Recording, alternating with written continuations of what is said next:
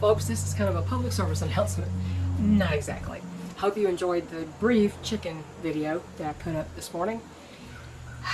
I just felt like it was time to put something up. There's no human talking, just watching the chickens go about their day like they always do, right? So, yeah, they're very calming if you can sit and watch chickens just do their thing. I just want to say, I'm not going to put any more information about the Hurricane Helene recovery efforts or anything. I only live a couple hours outside of Asheville. I live on a mountain, so everything drains away. I've talked about having a homestead on a hill instead of, not on a hill necessarily, but up high on a rise, so that all water has to drain away from your house. That's one reason we chose this place. And you know, all this tragedy in the news are things we can't do anything about. What FEMA does with money or without money, what the government does, we have no say in it. They do what they want to do. And all we can do is try to go with the flow or figure out a way that we can live in spite of what they're doing. And since this channel is all about preparedness and homesteading and frugal living and, you know, living free, I think probably what we need to do is concentrate on what we can do. And I want to talk about one aspect of that. We talk about storing food and water and blah, blah, blah, and all that kind of stuff.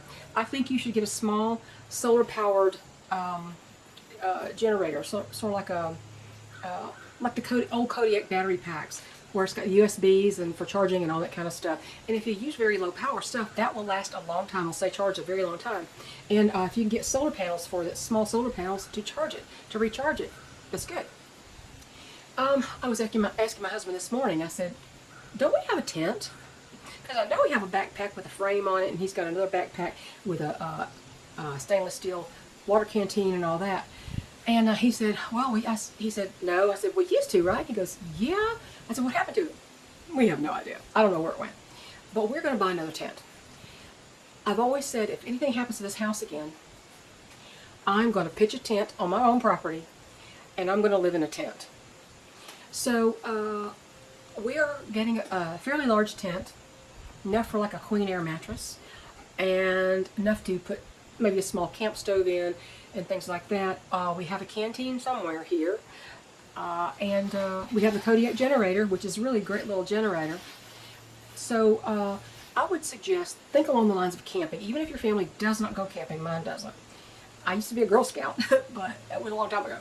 So if your family goes camping, or if they don't, think about preparedness as what do you take when you go camping and you're living out in the woods and you're throwing your tent and you got food. You got to think of food and water. Keep your food away from the bears. You know, keep it up in a tree, whatever. Don't draw bears into your tent, because that is tragedy waiting to happen. And you have shelter. You have food and water. You can have energy in a limited amount. Take your solar weight. You need a solar weather radio. I have one of those. I have an AM/FM weather radio that has solar panels on it.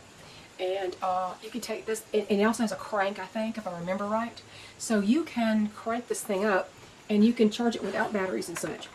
I would think along the lines of camping, because if something happens to your house, it makes it unlivable for any amount of time. If you have enough land and it's not underwater or under debris and mud, you can pitch yourself a tent. If you find a high, dry place, you can pitch yourself a tent. You can set it up just like you're going camping.